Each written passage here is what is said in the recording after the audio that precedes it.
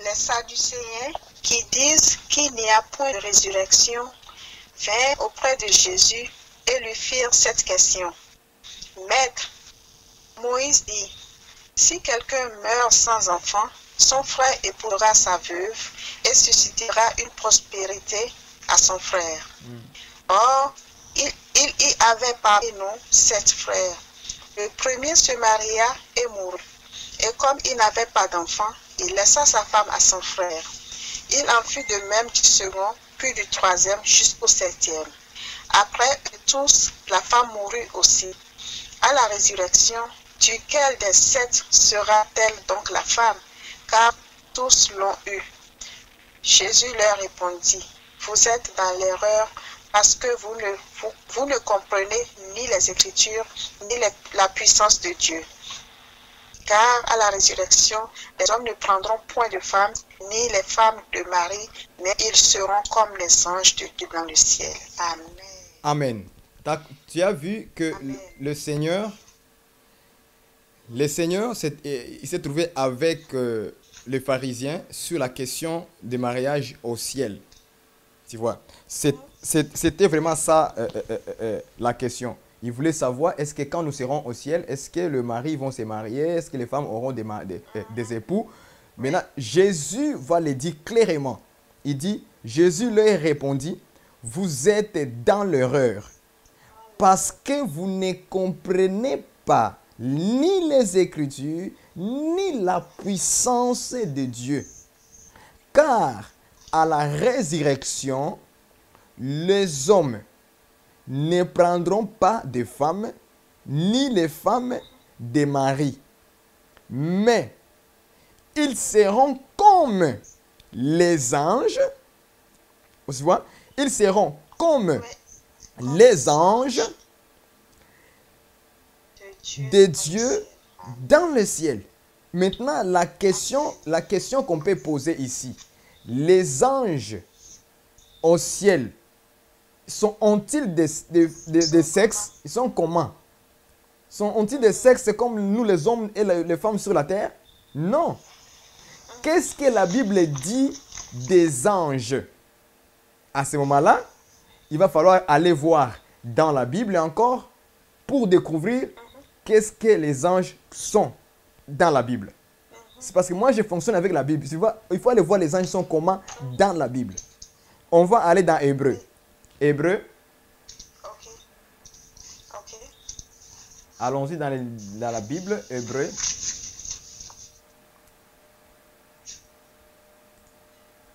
Chapitre 1.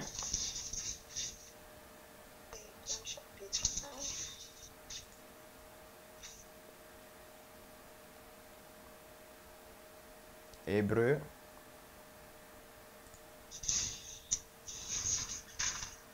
Chapitre 1.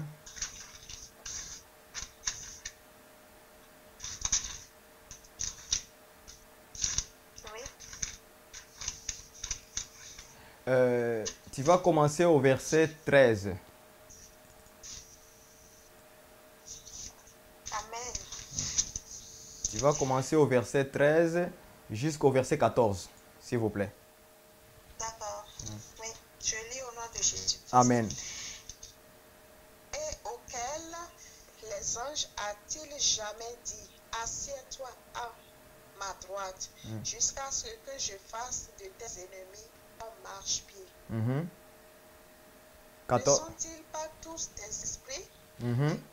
Ne sont-ils pas tous des esprits au service de Dieu, envoyés pour exercer un mystère en faveur de ceux qui doivent hériter du salut? Amen. Tu vois ce que la Bible dit. Il dit, auquel des anges a-t-il jamais dit, c'est-à-dire Dieu n'a jamais dit, assis-toi à ma droite, jusqu'à ce que je fasse de tes ennemis ton marchepied. N'est-ce pas? Il dit, ne sont-ils tous des esprits? Les anges, ne sont-ils tous des esprits au service de Dieu? Envoyés pour exercer un ministère en faveur de ceux qui doivent hériter du salut, ça veut dire nous les hommes.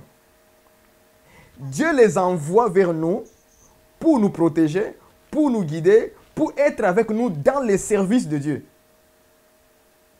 La Bible dit, ne sont-ils pas des esprits? Donc, un esprit n'a pas de sexe. Dieu est esprit, non? Dieu n'a pas de sexe. Est-ce que tu comprends un peu? Un esprit n'a pas de sexe, c'est un esprit. C'est comme un vent. Un esprit, c'est comme un vent. Tu vois un peu? Donc, on ne peut pas dire que au ciel, il y a un département de femmes vertueuses. Ça n'existe pas. Ça, ce sont des mensonges que le diable a introduits dans leurs pensées. Ça, c'est les mensonges. On ne peut pas vraiment pas dire qu'au ciel, il y a un département. Non, il n'y a pas de département de quelqu'un là-bas. Maintenant, si maintenant il y a un département de femmes vertueuses, ça veut dire qu'il y a un département pour les hommes vertueux.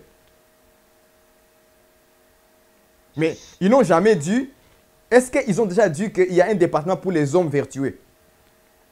Qui nous disent aussi qu'il y a un département pour les hommes. Il ne peut pas seulement dire pour les femmes vertueuses, maintenant pour les hommes, maintenant c'est où?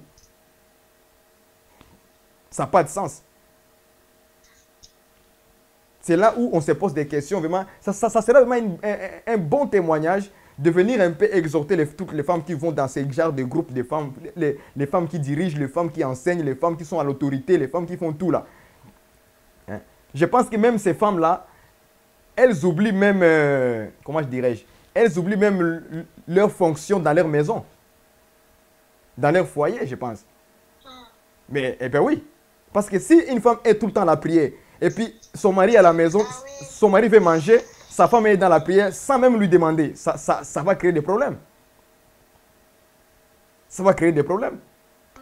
Tout le temps la femme est à la prière, mais ces prières-là, mais moi je dois manger à la maison, il n'y a pas la nourriture. Oui, quand on était là, c'est tout le temps la prière. Non. Et il y a une chose aussi là-bas, c'est un groupe qui exhorte les gens